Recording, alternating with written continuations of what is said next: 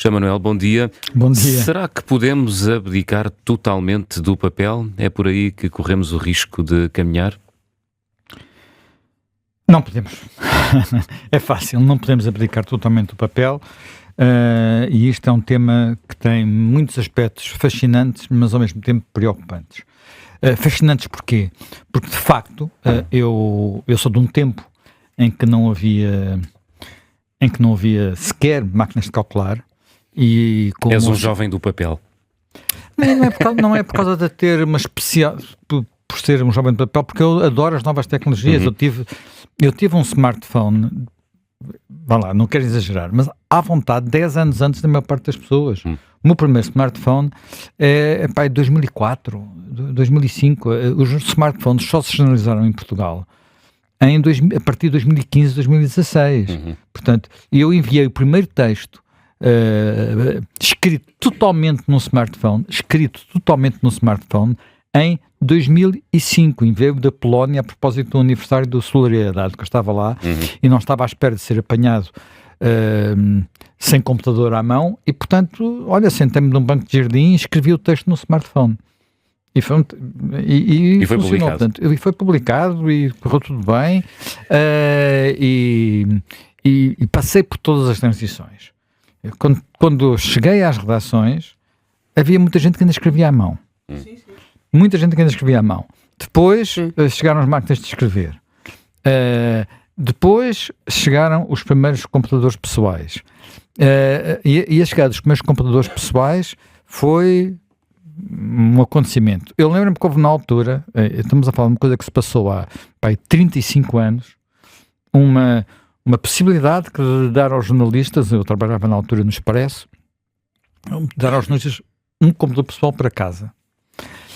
E fazendo as contas, era uma oportunidade única.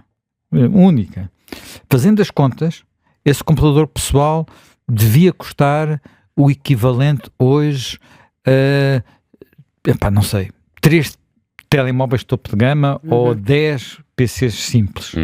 Estás a perceber? Portanto, aquelas coisas simples. Não fui fazer as contas para ver a correção monetária. E fazia pouco mais com a máquina de calcular.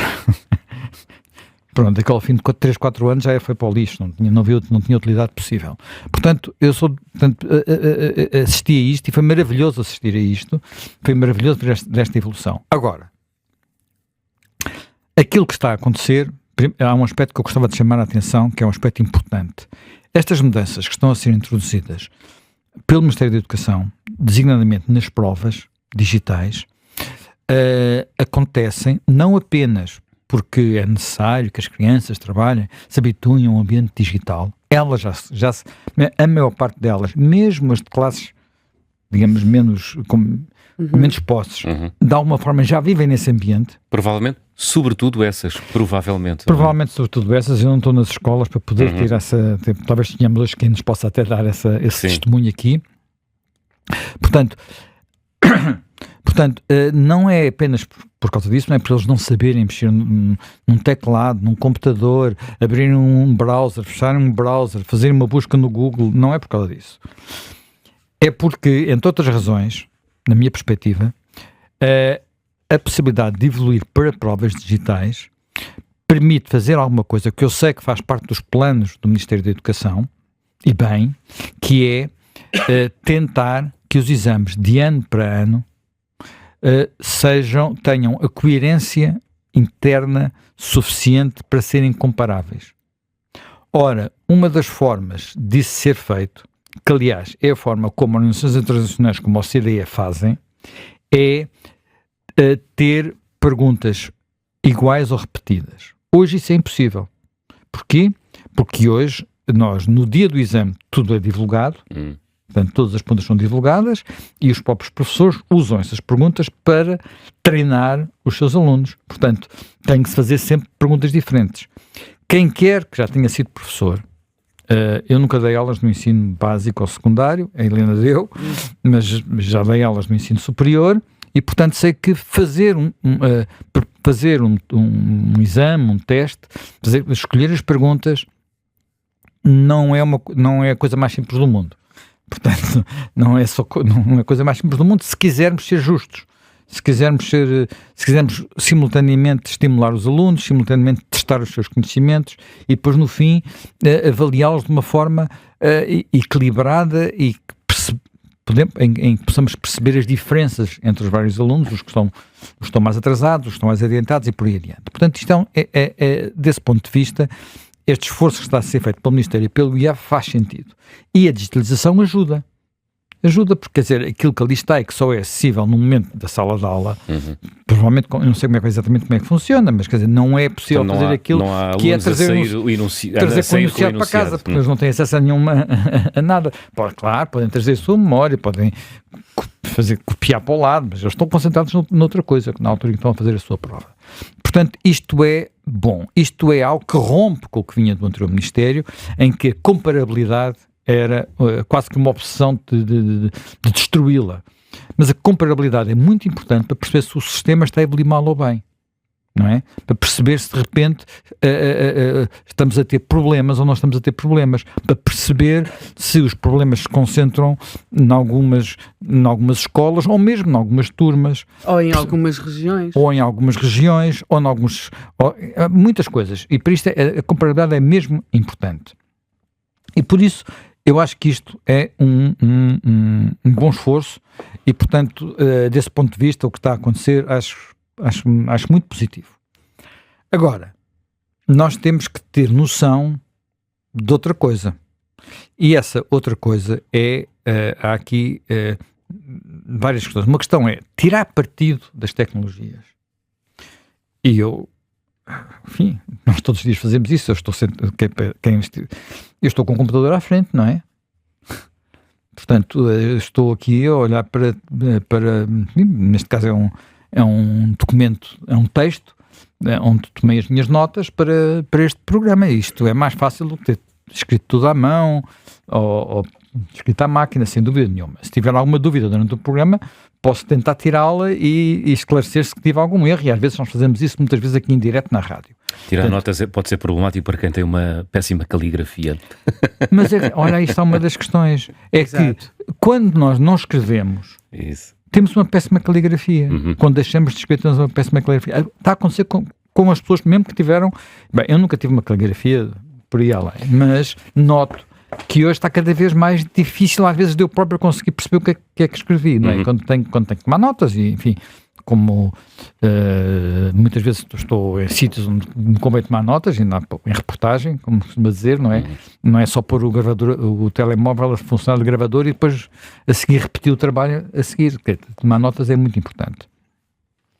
Ora bem, há várias questões que nós hoje sabemos, não apenas por ser bom tomar notas e podermos ter uma boa caligrafia, mas pelo próprio funcionamento do nosso cérebro, que o tipo de estímulos associados apenas aos ecrãs não desencadeiam processos cerebrais que nos fazem falta. Quer dizer, há processos cerebrais que são importantes, e quer dizer, isto está estudado, não estou a inventar. Isto está estudado. Hoje em dia temos tecnologias que permitem perceber o que é que se passa dentro do cérebro. Há formas de testar, fazer testes com pessoas diferentes e perceber como é que as coisas evoluíram. E uma das questões que é mais crítica, há várias questões que são mais críticas, que têm a ver com uma delas, uma coisa tão simples como o tempo de atenção, o tempo de concentração. O tempo que conseguimos fixar-nos num assunto sem saltar imediatamente para outro. E esse tempo está a diminuir dramaticamente. Portanto, e está a diminuir em todos os estratos, não é? Porque toda a gente usa telemóveis, ecrãs por todo lado. Eu devo dizer que eu próprio sinto que tenho hoje mais dificuldade em concentrar-me, em muitas ocasiões, quando estou a tentar ler um livro, por exemplo, que às vezes faço a coisa para ler o livro, para não me desconcentrar, para estar ali uns tempos até sossegado, digamos assim, quase que deixo o telemóvel longe, porque senão tenho que ter o trabalho de levantar, de ir buscá-lo, e não é pousar ao lado, e de 2 em 2 minutos e ver se já chegou mais um WhatsApp ou ou uma mensagem, ou um último post no Instagram, uma coisa qualquer desse género. E eu tenho a maior parte dos alertas desligados, porque senão, para tentar autocontrolar-me, não é? Há quem não seja assim. Bem, portanto, este tempo de concentração diminuiu ao ponto de, aqui há uns anos atrás, foi publicado até em Portugal, há uma versão portuguesa deste livro. O livro chama-se, vou dizer aqui, não me quero enganar no nome, A Civilização do Peixe Vermelho. Portanto, o autor chama-se Bruno Patino, ele depois escreveu já outro a seguir a este. E basicamente o que ele fala é daquilo que ele chama o mercado da atenção. Portanto, e ele usa esta comparação, civilização do peixe vermelho, porque há e até por extraordinário que pareça, isto foi objeto de um estudo da Google e objeto de uma apresentação pública da Google. O peixe vermelho é citado aqui porque é considerado um ser vivo, um animal, que tem um tempo de... Quer dizer, em que se esquece as coisas muito rapidamente. Portanto, nós temos ideia que todas as pessoas são como nós, têm uma memória igual à nossa. Não é verdade. Por exemplo, quem tem cães, eu tenho cães, sabe que uma coisa é aquilo que nós aprendemos, pelo menos eu aprendi, penso que se aprendeu, o reflexo de Pavlov, que é treiná-los de uma determinada coisa e eles depois saberem fazer essa coisa, e portanto, e o treino funciona muito bem, mas acharmos que ao fim de um castigo porque eles fugiram, ou um castigo porque eles roeram uma almofada e espalharam a almofada por todo lado, essas coisas não funcionam porque passado um tempo ele já se esqueceu. Portanto, os cães já esqueceram e não são peixinhos. E portanto a Google, nesse tal estudo que apresentou, disse que o peixinho vermelho que anda nos aquários à volta não morre de enfado porque ao fim de 9 segundos já se esqueceu que andava à volta, portanto tudo aquilo é novo outra vez. Ao fim de 8 segundos, tudo aquilo é novo outra vez. Portanto, ora, o nosso tempo de concentração, números também da Google, diminuiu para 9 segundos. Portanto, estamos ao nível do peixe vermelho. Portanto, e achamos, e habituámos-nos a não ter atenção a nada. E achamos que isso é muito vantajoso. Portanto, por exemplo, estar com 2 ecrãs, o da televisão e do telemóvel ou do computador nos joelhos, e estar a fazer 2 coisas ao mesmo tempo. E os homens até dizem, já são multitask como as mulheres, não é? Acontece, no entanto, que há muitas questões, a forma até como o nosso cérebro funciona exige tempos de atenção e tempos de concentração mais longos. E não é apenas para ler um livro, é para poder resolver esse tipo de problemas. Portanto, os problemas permitem haver inovação, desenvolvimento, tudo aquilo que nos permitiu hoje não sermos iguais ao que éramos há 100 anos, ou há 200, ou há 1000, ou há 2000 anos. Pronto. E desse ponto de vista, ser obrigado a escrever e não apenas teclar num computador, ser obrigado a ler e não apenas fazer scroll, por exemplo, um dos estudos que foi feito é precisamente o tipo digamos, de reação cerebral que existe entre alguém que está a ler e alguém que está a fazer scroll num TikTok, noutra coisa qualquer. E o tipo de ondas cerebrais e de conexões cerebrais que estes, dizemos, estou com atenção a um tema qualquer, num caso estou com atenção a uma sessão de vídeos, no outro caso estou com atenção a uma sessão de palavras, dá o mesmo resultado. Não dá. Não dá.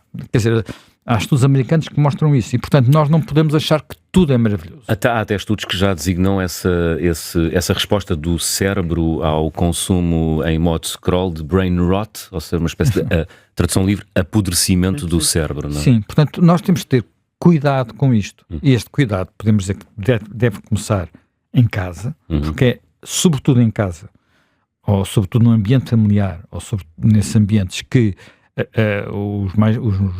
as crianças, os jovens estão mais tempo e consomem mais horas em frente a ecrãs. Portanto, isto há pais que já se preocupam com o tema. Quer dizer, a questão dos telemóveis.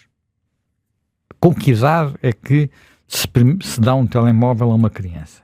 É muito confortável dar quando ele é muito novo, sobretudo se nós gostamos de ir almoçar e tê-lo sossegadinho, sentado à mesa sem fazer barulho. Eu sei o que me custava quando não havia telemóveis, ter os meus filhos... Helena suspira. aos saltos. Quer ver, havia restaurantes em que eu não ia, porque às vezes a coisa... Era mau, a coisa era complicada. Hoje em dia é um sossego. Só que é um sossego que às vezes é pior que isso, porque é o sossego das crianças e dos pais e ninguém fala à mesa. Mas isso depois é outro tema. Portanto, são temas de sociabilidade. Neste caso estamos a falar de crianças. Essa é a primeira questão. Agora, independentemente desse tema, que é um tema, a que idade é que fazemos isso? Há famílias hoje que não só não dão telemóveis ou smartphones, se preferires, a crianças até a adolescência, praticamente, como não têm televisões em casa. Não têm televisões em casa. Mas isso das televisões escusas de ter, porque na verdade eles quase não veem televisão, porque eles neste momento têm uma relação com os ecrãs completamente diferente, as televisões estão realmente abandonadas e relegadas, a nossa geração é que não consegue ainda desfazer-se daquele eletrodoméstico, que tão importante foi. Agora, o próprio entretenimento a própria forma como se faz entretenimento está a ser condicionada por estas novas formas de atenção. Claro. Quando nós vamos ver, este momento, se eu fizer uma série, os americanos até vão mais longe, chegam a ter na série os ecrãs dos outros, uma série policial. Antigamente uma série policial tinha um caso, agora uma série policial popular tem 2 ou 3 casos a correr em simultâneo e pode chegar a acontecer que, estando a tratar-se do crime principal, nós tenhamos ecrãs abertos dentro do que estamos a ver, onde vemos os detetives a resolver também coisas dos outros casos. Porque as pessoas, de facto, estão com uma atenção muito, muito, muito, muito dispersa. Portanto, sim. E os diálogos são muito mais curtos? Sim, em princípio. Os diálogos hoje são mais curtos, são. Embora eles, sempre se pautaram por ter de ser... A punchline tem que chegar mais cedo, não é? Sim, e não só. A participação do espectador é menor. Nós, quando vamos ver muitos, por exemplo, isto nos policiais é muito evidente, quando vamos ver, ou no suspense, quando vamos ver, havia quase que uma participação de quem estava a ver e que se tinha de concentrar ali em pequenos detalhes. Quer dizer... Deixa-me dar aqui outro exemplo, que é assim, há coisas que a tecnologia ajuda muito. Para quem já deu aulas, ou quem dá aulas, por exemplo, eu sou do tempo, quando em que havia uma sala especial para os audiovisuais. Pois era, a sala dos audiovisuais. E, umas coisas com flanela, umas cortinas de flanela. Umas cortinas de flanela, e portanto levava-se depois houve uma altura em que se levava umas não eram bem micas, mas eram umas películas transparentes como projetor. Uns acetatos, exatamente. Houve gente que se foi doutorar em acetatos e flanelógrafo a Boston. Era um terror de qualquer pessoa. Qualquer pessoa sabe que ter com um PowerPoint, e estou a usar PowerPoint da Microsoft, mas há coisas equivalentes, mas toda a gente sabe que o que eu estou a referir há aulas que se dão com outra facilidade. Também às vezes isso facilita demais.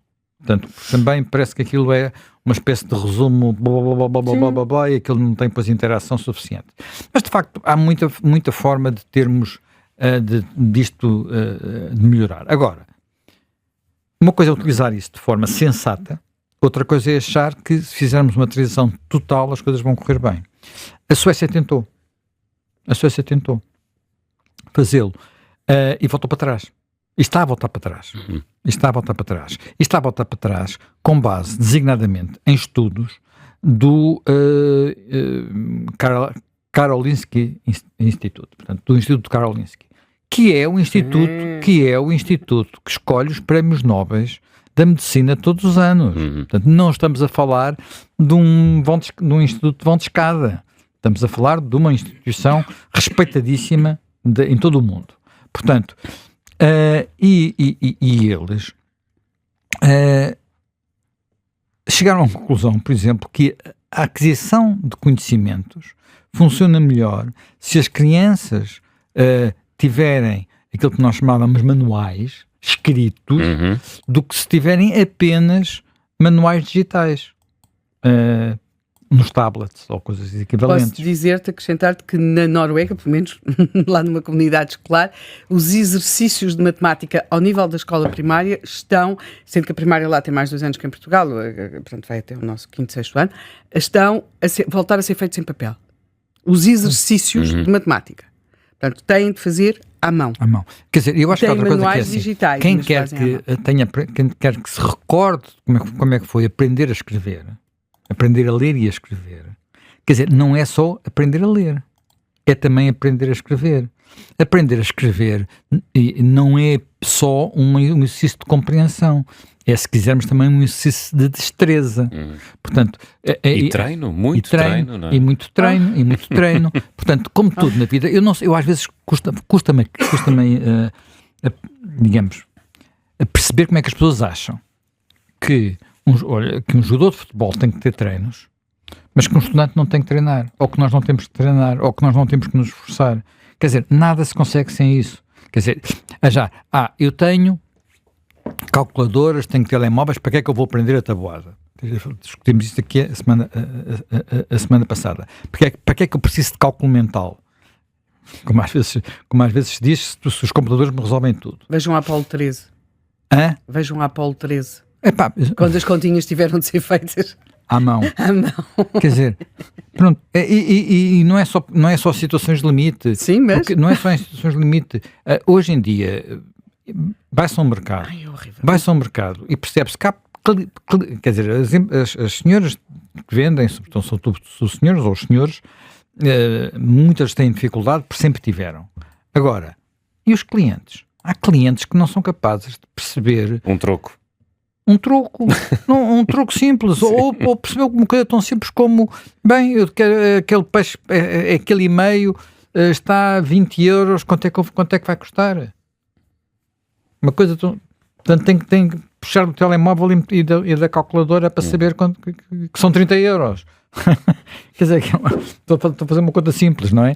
Portanto, isto parece que não, mas há muitas coisas no nosso dia-a-dia que é a que distância estou. Quer dizer, nós temos automóveis, mas continuamos a ter que saber andar, não é?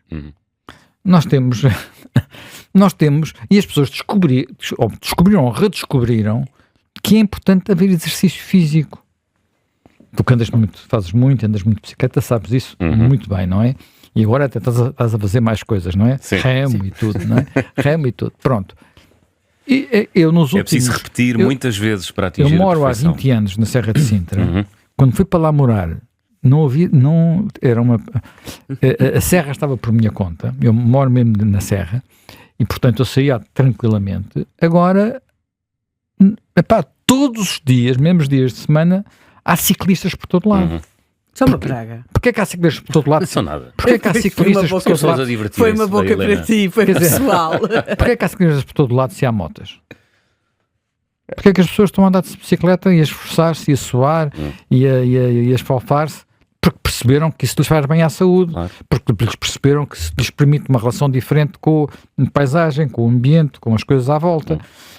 Apesar disso não serem isento de riscos, como também sabemos, porque a possibilidade de, infelizmente, viver é um risco permanente. Viver é um risco permanente. Bem, portanto, eu creio que sobre estas matérias nós temos que continuar a valorizar aquilo que está para além, quer dizer, tirar todo o partido possível das tecnologias, mas ter noção de que elas não acabam com aquilo que são as nossas maneiras de viver milenares.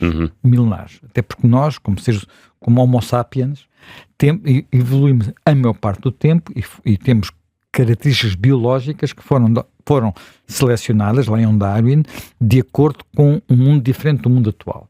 E, portanto, elas não podem desaparecer, porque senão perdemos algumas características ou que são importantes para outros aspectos da vida que às vezes não são evidentes à primeira vista. E desse ponto de vista, um dos grandes desafios que neste momento se coloca é a inteligência artificial.